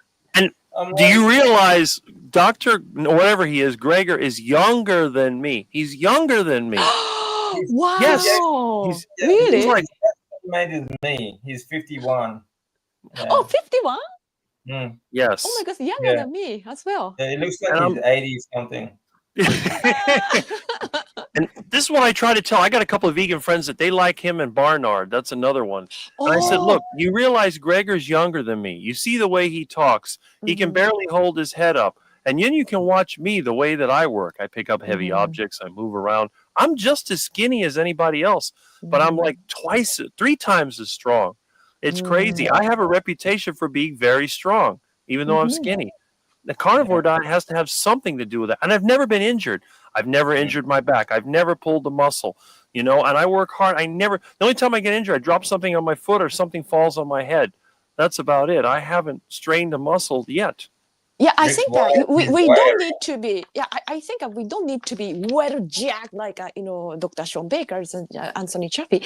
Yeah, if your bodies are very functional, this is something that more make your body insulin sensitive, in my opinion, because I don't have such a well jacked big body to begin with. I wish I could. Yeah. I mean, there's just so much your physiology will allow for. And that's all. When you get to that limit, you need drugs and things. Look at the native people that you have in South America and in Australia and stuff like that. None of those people are big and muscular like Baker or Chafee or any of them. They're all lean like me, and they climb trees and they run and they do everything in their life. Some of them are in their 60s or 70s and they're still hunting. So I don't really think it's that important. I mean, it's an aesthetic thing. In our modern world, I think a lot of times people try to build that muscular physique as a way of impressing others. Or some people, they're in the sport of bodybuilding or they're doing some other activity that relies on that look. And for them, it's important. And again, if they're going to do that, they're going to need some kind of chemical enhancement to build an award-winning body. But if you're just looking to be healthy, active, and like me, it's like I told everyone, maybe I could get bigger if I used anabolic hormones, but what advantage does it give me? It doesn't give me an advantage for what I do. I need the flexibility. I need the energy. I need the ability to get things done. Being bigger doesn't help me in any way. I don't have to lift more than 50, maybe 100 pounds in a day. I don't need to lift 400 or 500 pounds. I don't need to be able to do a bench press. If I need to lift something heavier than that, I have equipment for that. Yeah, so ancestry. Yeah, sorry. What I'm thinking is that every one of us adapts. Like DC was saying, we don't need to have that physique. That's extra, but that's something that we can develop under controlled conditions. But a normal person doesn't need that. No, yeah, right. we do, progressive overloading for hypertrophy and strength, which is good. But when you think about the ancestral point of view, our ancestor did the progressive overloading, try to lift a heavier rock. I don't think so. Of course, we do life hack, but that's necessary. Shouldn't be our life goal. My point. No, that's right. No. Life goal should be health and just to improve ourselves, basically. I have a feeling my journey back to complete health or close as I can get will be a long one, but not as long as it took to become this unhealthy. Yeah, exactly. Yeah, like it's taken your whole life to get to the point where you need to make that change because you're just so unhealthy. You got to give yourself time. But like I always say, like it's amazing just how resilient the body is, like how fast it actually recovers. Like I was saying before, like it's taken me 10 years to get to where I am now, but 10 years out of 51, like in 2 weeks I'll be 52, but that the rest of my life, like it was 40, almost 40 years before I was diagnosed. Like I was diagnosed at 38, so it took much longer to get that sick. So it's been, it does recover very quickly. What day in March? 16th. The 16th. Mm. Dr. Kale's birthday is in 10 days. Oh, is it? Oh, On the 13th. Oh, very cool. 12. 12th? Okay. Yeah, it's 13 here, but yeah. Oh, yeah. The day ahead. We are here We're before day you. ahead. Yeah. I believe that all of our stories need to be. Yeah, I agree. Like, when it comes to nutritional studies, for example, basically it comes down to people just filling out forms. But how we have always learned over time is anecdotal stories. Like, what works comes out in the stories. Of course, everyone likes to embellish, and that's just the nature of people. But I think this is one of the reasons why it's so important, actually, for people to tell their story of healing, because it encourages other people, and you might not know that, but when someone sees your story, they can relate to that, and they think, "Wow, if you can do it, I can do it too." And we sort of, it just grows. It grows like a movement like that. Yeah, I do a show every Tuesday called Lioness Lifestyle Live. We're on at 5 p.m. Pacific on that channel, Lioness Lifestyle Live, and we feature a different meat-based woman every single Tuesday. In fact, Sammy, we'd love to have you on, so we'll talk later. please. Yeah, talk to you later. I think we've been on for over a year now, and every week we just have a different woman on the show who shares her story of how she came to a meat-based way of eating and what healing she's maybe experienced because of that. And I think it is very powerful. And I learned something new from, every guest that we have. Yeah. Oh, absolutely. You always learn something new. Yeah, it's always good to hear how, what they used or how they did it, And speaking of that, if anyone does want to tell their story, you can reach me at the email below. And, I have a series called the Stories of Healing. Okay. So it'd be good to hear from you, and I'd love to get your story out. It's always good. Like I said, anecdotal stories are how we learn, how we have learned throughout history as well. So hit that email down below, and we'd love to tell your story. Okay. Okay, let's get into. Okay, so just got about just maybe a little less than 10 minutes left. So if you've got any questions, guys, please get them in so we can. If you've got any questions for Dr. Vasquez or Christy or Sammy or Rick or myself. I have a question to DC. Is it okay? Yeah. You studied choline. And is there any difference between the pasture-raised organic, like chickens, choline and the, factory farm-raised kind of egg stuff? Is there kind of fat profiles and amino acids and including choline? Yeah. I mean, it's mostly in the fat profiles, so it depends. So again, with monogastric, there's always going to be some amount of choline that you will get from a monogastric animal, okay, like eggs and the meat. But of course, when it comes to monogastric, it always depends on the food makes it is going to make it either better or lower or higher.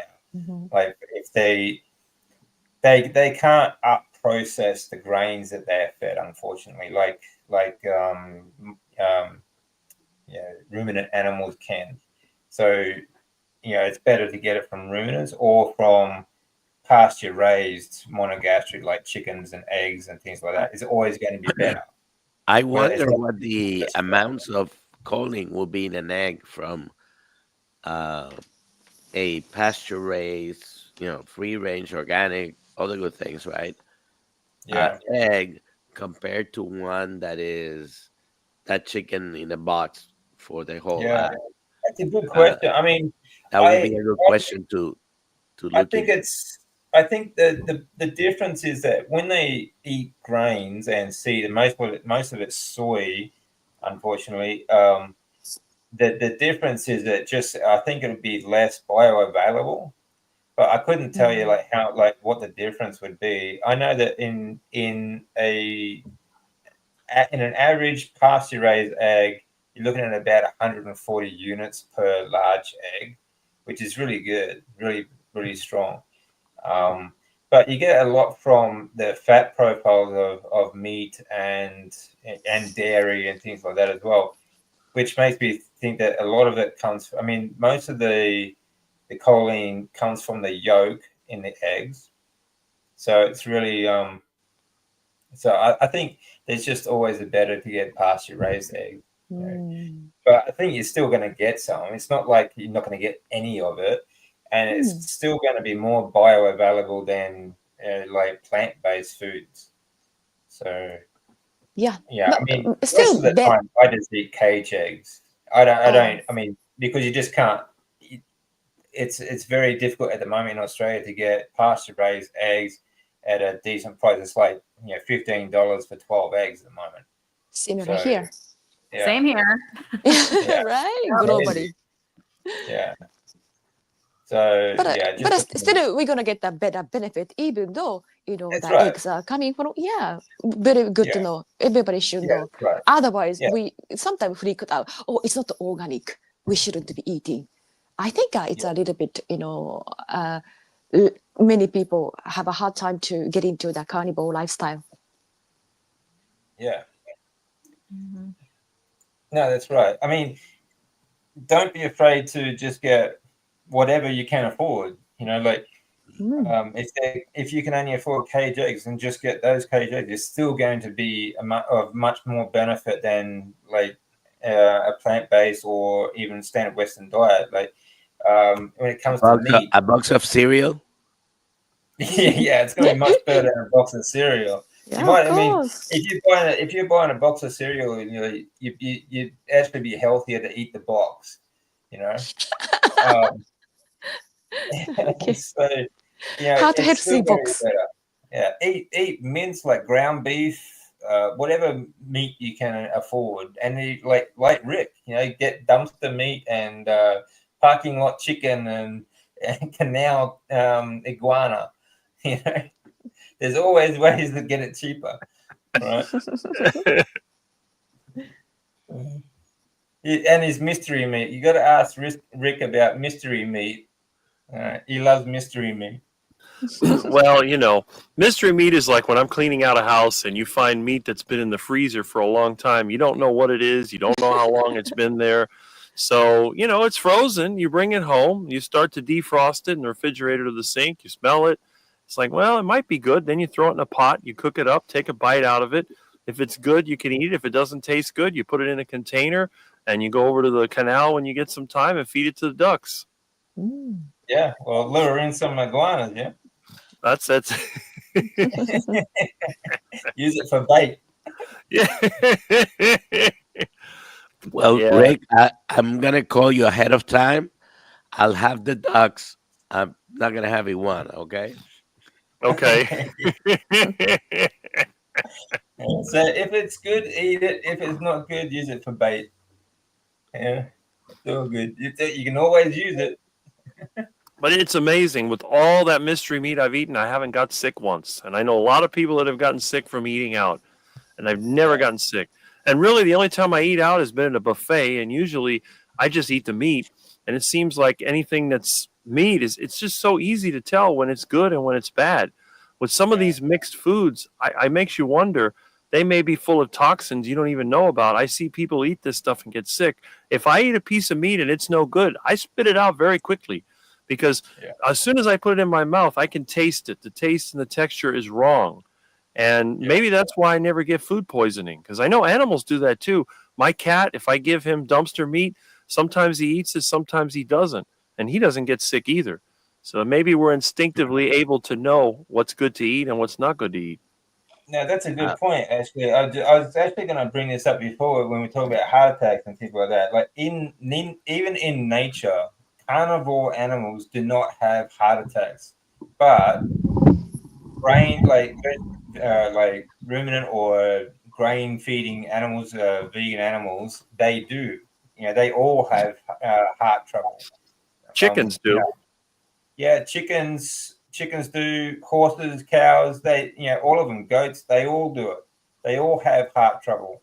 They all have, very short health, like a lifespan due to a lot of it. Like even at the end of a horse race, horses, quite frequently drop dead of a heart attack. Mm-hmm. Okay? That's one of the things that, all these vegans have a fit about when, every time there's a horse race on in Australia.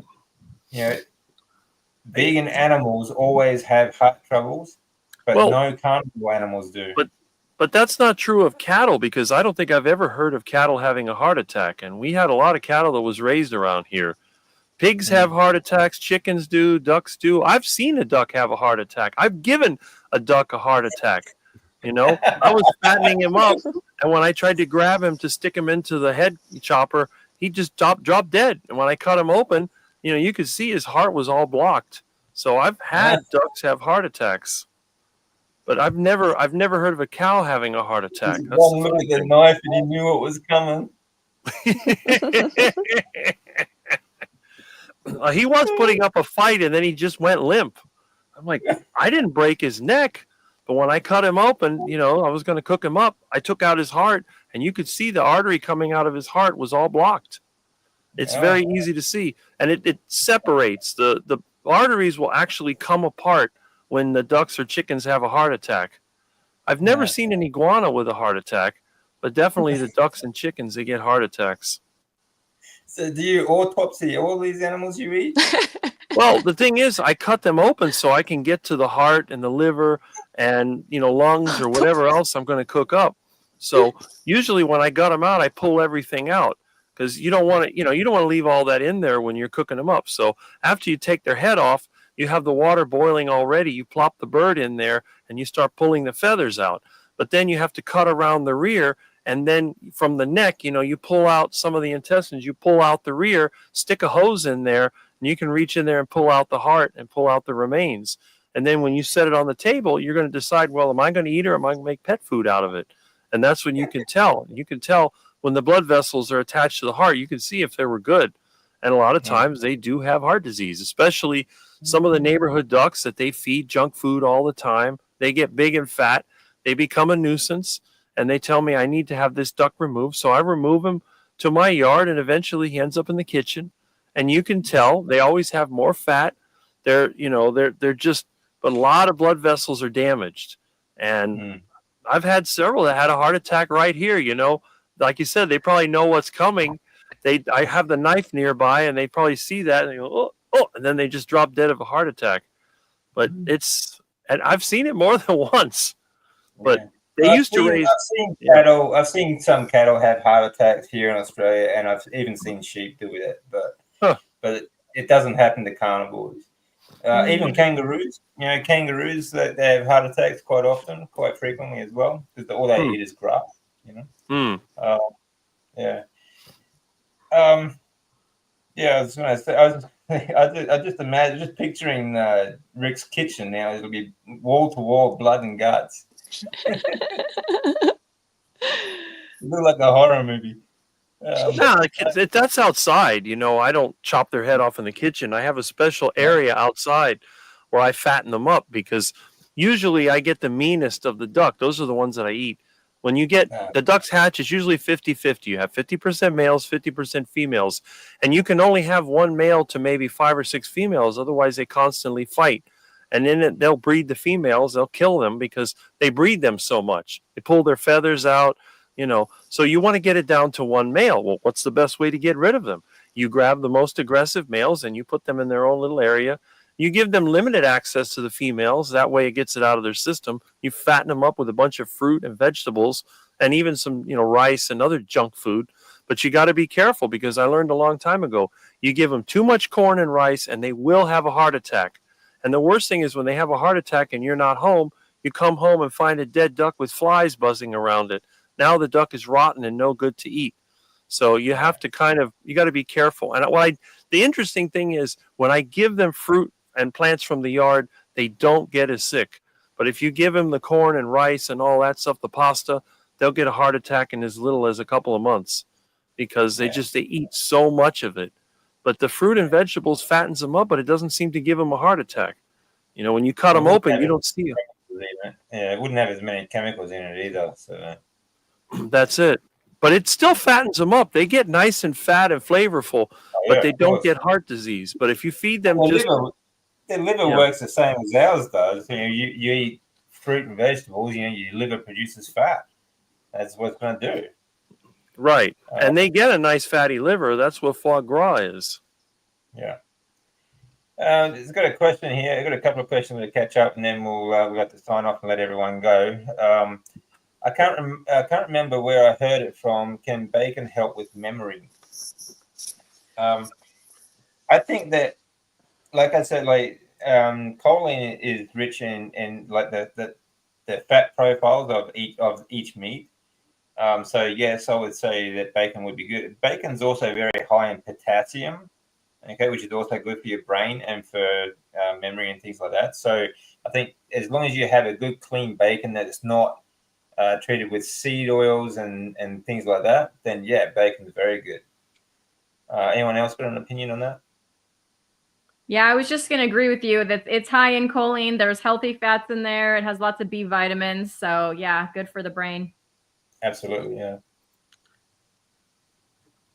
What are each of your passions? Is there a particular topic you love to share about? That's a good question. Let's go around the table there. We'll start with Dr. Vasquez.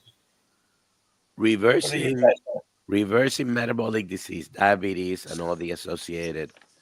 We're going to be putting out a course.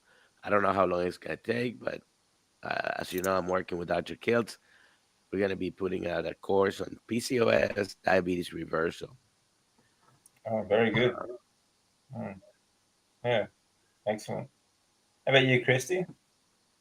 So mine has to do with teaching my students. Like I said at the beginning of this, I have been teaching kids for 25 years. And with the education that I've received over the last 2 years about the importance of diet and how it can actually affect, you know, people's behavior, mental health, and all of that, as I've watched the mental health, the behavior, the concentration, the ability to focus of our children, just decline is like not a strong enough word for me to tell you what's happened in schools that I've observed over the last 25 years. And so, yeah, my passion is working with students, trying to help them. I teach as much as I can about nutrition, which I'm not allowed to teach very much, but I talk about, you know, protein. I talk about the processed foods.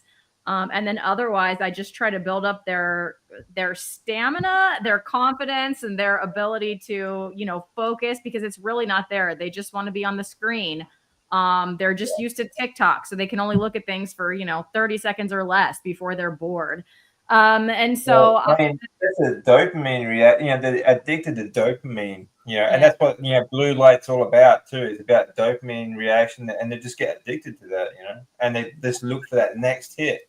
It's so bad. I get so distracted by it myself. You know, with ADHD, it's really hard to sort of focus on things like that when you're watching screens all the time. So yeah, it's crazy bad. Yeah, absolutely. Sorry, how about you, Sammy?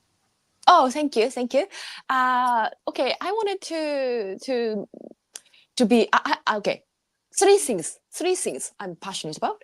Number one is a carnivore lifestyle, diet, and exercise. I call it carnivore lifestyle. Secondly, sun exposure. I eat my dinner in the sun wearing bikini. After that, I take a 5-minute nap in the sun. And thirdly, I have a cat. I try to be a perfect mama of my cat. It sounds so ridiculous, but for me, that very important. Three things I want to perfect. Thank you. That is all about it. That's very good. It sounds like Rick. He likes to be a perfect mama for his cat too. Yes, my cat comes first more than anything else. What's How your about cat's you, name, Rick? Sammy? I'm sorry. but hold on. I know Rick's cat's name is Milton. I have Pixel. What's your cat's name, Sammy? Oh, Honey. Oh. So cute though. Okay, I sorry. want to Go ahead, Rick. introduce. Yeah, Yeah. we're gonna catch up. What are you passionate about, Rick? I can tell you, ever since the beginning, my goal has always been sustainable living in an unsustainable world. And the whole idea is to build personal strength and character while at the same time establishing relationships with like minded people. That's basically all of it in a nutshell. Yeah, no, I agree. I love that. Yeah, sustainable livability sort of is great. I love being, in the, being self-sustainable, being able to grow, do your own thing as well. It's freedom is a great thing. I have three things that I'm really passionate about, and I'm actually I'm writing a video about this at the moment. I call it my 3 pillars of health and life. And one is faith.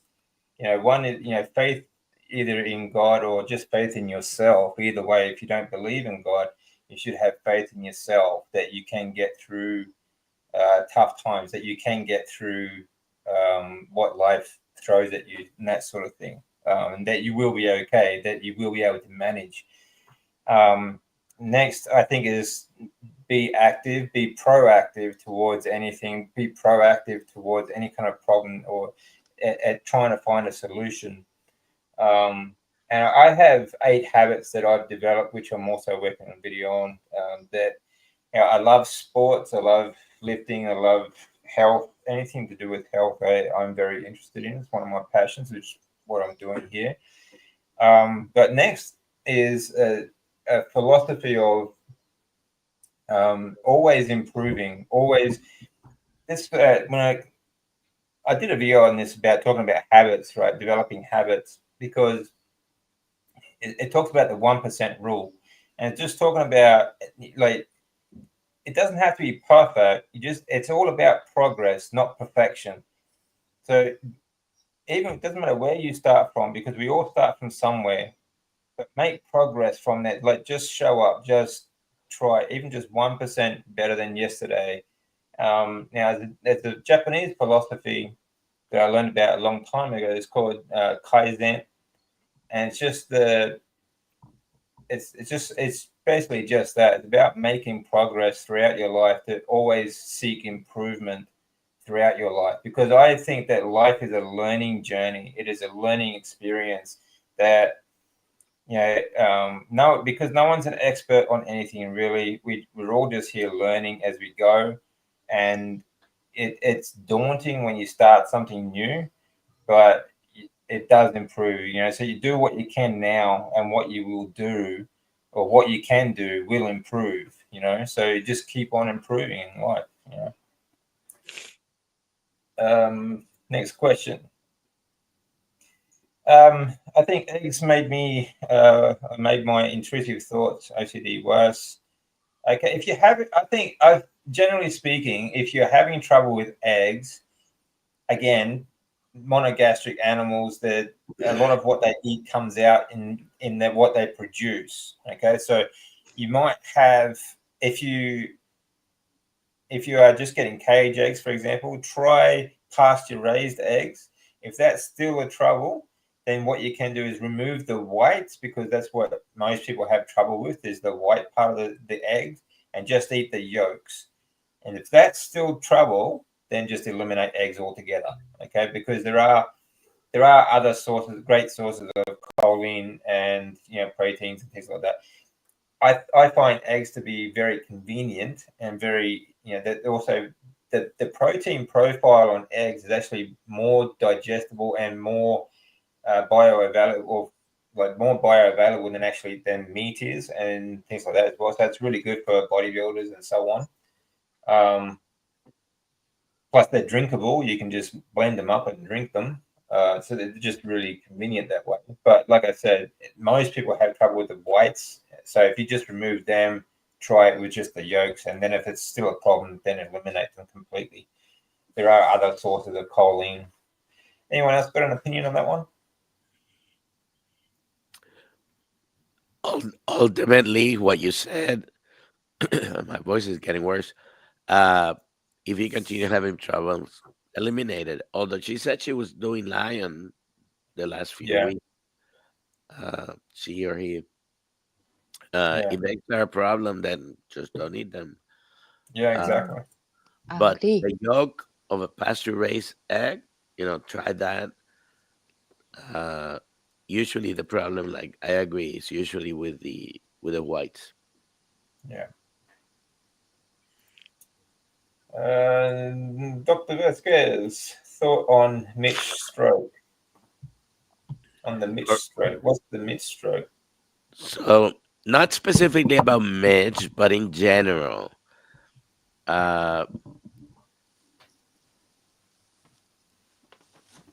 Usually this is a result of, most of the time, of a long life of eating and doing the wrong things. And most people probably know the history of Mitch, but then he also had a brain injury, right?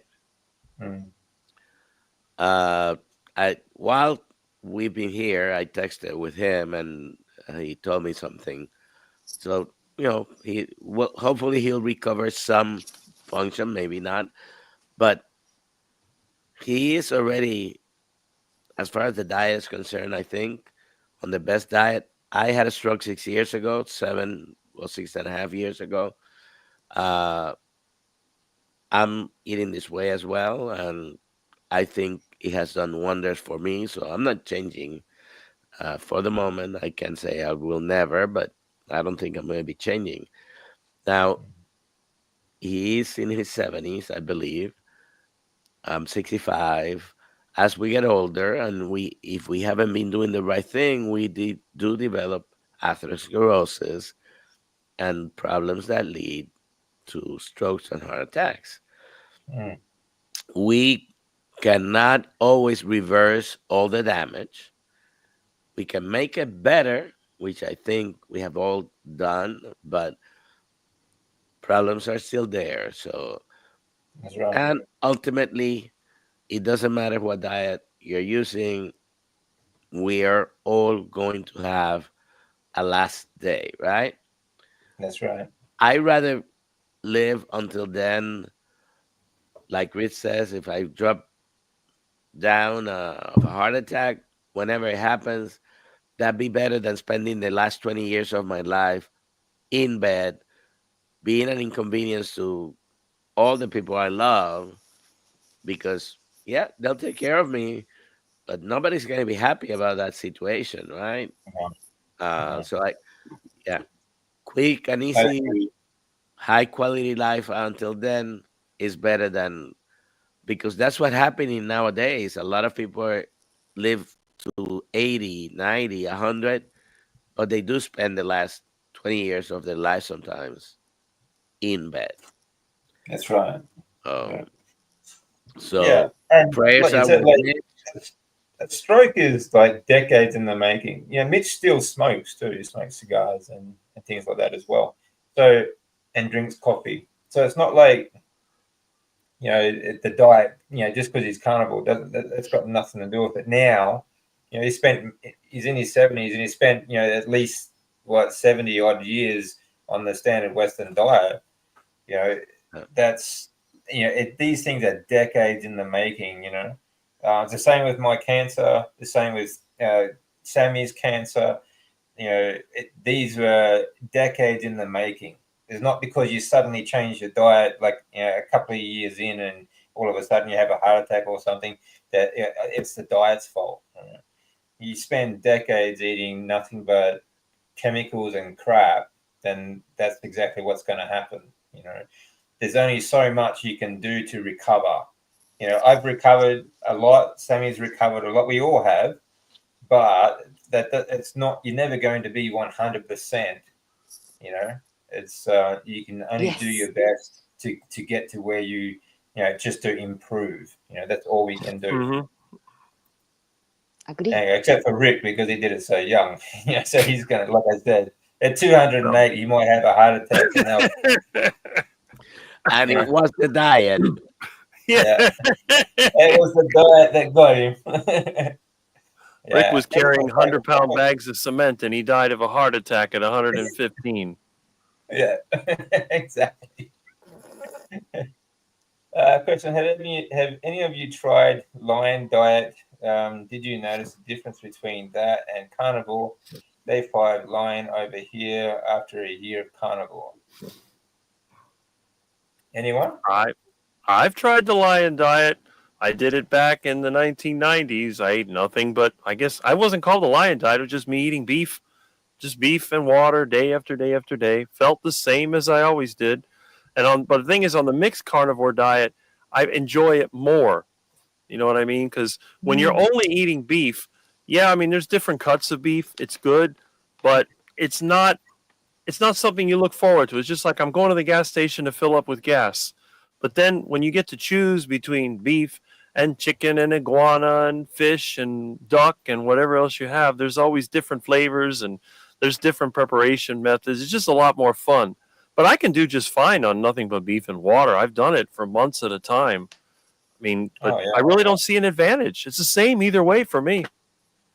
Yeah.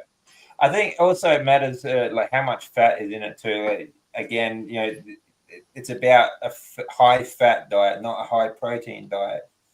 But yeah, I mean, that's another. I think like if you have a look at people on a strict lion diet compared to carnivore diet, because they are usually far skinnier and lighter. Like they just don't have the. I just don't think that. I think you really need to have that full range of fat profile that you can't get from just beef. Of course, you can do it for a long period of time. You're still going to be healthy, but I think that optimally, you need that full range, that full fat range of profile. You know, omega-3s are vitally important. They really are. I think it's all about your sustainability. You can stick to it. Nobody stops you. If you have something missing, then try a little bit something kind of your body is accept. Yeah, and if that's all you can get, like then great. I mean, it's still going to be a lot healthier than eating carbs and so on. So yeah, I mean, I don't see anything wrong with it. I just wouldn't do it myself because I have other goals in mind as well.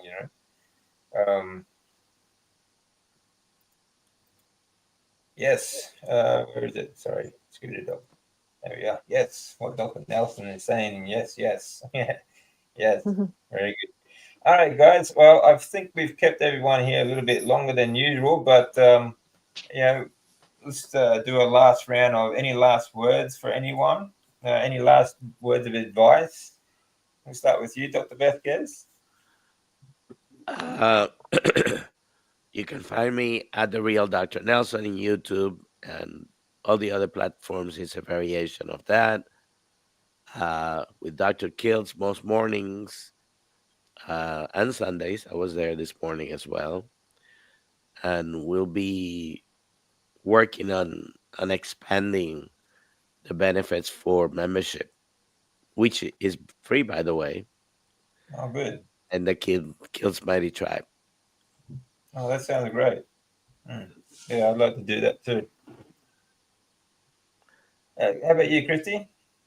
Well, my channel is Meeting Wellness. You can find me there. You can also find me on Lioness Lifestyle Live. And my advice, last minute advice, is to just get part of a community. So Dr. Kiltz's community is a great one. I just did their, Dr. Vasquez was there, the Monday weekly Zoom call that they do. It's a great community over there, but wherever you feel like you fit in or makes you comfortable, I'd love to have you on my channel joining any of these lives like this, though. That was so helpful to me, especially when I was first starting out. So it's nice to meet you guys over here with DC. Thanks for inviting me on today, DC. I appreciate it. Always welcome, always. Sammy. Thank you very much, everybody, for being with us. Nice conversation we had. My advice is just be happy, and we're gonna be back anytime soon. See you soon. Period. Right. Very good. How about you, Rick? Well, you know, I'm the outlier. I'm the oddball in all these communities. I'm the one that started the diet as a way of basically killing myself with a heart attack, and I failed at that miserably. I was a very frustrated little kid that got picked on a lot, so I figured being dead was better than living your life as a toothpick, short little thing. And for me, the carnivore diet worked. I didn't have a support group. I had nobody to ask. I made it up on my own. But today, you have the advantage. If you have all these problems and nothing is working for you, maybe your doctor's advice isn't doing the job, you can go on here on YouTube. You have 5 people right here. You have 4 people you could look at as an example, and you have one quack you probably don't want to follow unless you're a 15-year-old kid who's really frustrated, in which case you might want to follow my example. But the main thing is keep your mind open, because a lot of times what the mainstream narrative is not the best thing for you. And you have to remember that most people that give advice, they're not like me. They're not doing it for free. I don't get paid for this. I haven't gotten a single penny in 17 years on YouTube. But a lot of other people out there are selling products and services. Not necessarily a bad thing, but just be aware whether they themselves actually practice the lifestyle and what their motivation is. And then you can make an informed decision. And that's the most important. Know what they're talking about. Yes, and that's another thing, because there's a lot of people out there that they'll just get a figurehead, somebody that's pumped full of steroids and looks a certain way, and they'll make up a story and they'll sell a bunch of products, but they may or may not use them themselves. But you really do need to examine who you follow. And again, you want to meet some real people, come here, come to the carnivore community. You'll find some of the best people of any of the health, lifestyle, and diet communities, because it's not just food, it's the way you live. So you're in the right place. Just don't give up. Just keep trying, and you should succeed. I mean, even if you end up dying, at least you gave it your best shot. And you know what? I can't imagine it being any worse than not trying at all. Yeah, exactly. Yeah, that's right. Yeah, great point there, Rick. Yeah, I think it is. You have to be very discerning about who you listen to. Any sort of information that you take in, be it, doesn't matter what subject, you need to be discerning and critically think about what you're doing. So, I think just stay on top of it, and like you said as well, it's not about perfection; it's about progress. Don't be too hard on yourself, and just take it one day at a time. It's great to have a community. Like we were all saying, it's really good to bounce ideas off other people, but don't be afraid to go your own way as well, because for many years I did that myself. I never joined any sort of cancer groups and talk about cancer and all this sort of other garbage, because I found them all very negative people anyway. So don't be afraid to go alone, do your own thing. But it's also good to have a community where you can at least bounce ideas off of. Okay, so find your own way. That's the thing. All right. So, and again, just 1% is all you need. 1% better today than yesterday. It's all about progress, not perfection. All right, guys. I really hope you enjoyed this chat. I think it's been a great live, a lot of great information. And I'd love to see you all back here again soon. So don't forget to subscribe, hit the like button, share, and hit the little bell so you get notifications when you get more, so you can get more information. All right, guys. Thank you. Have a good day. Bye bye.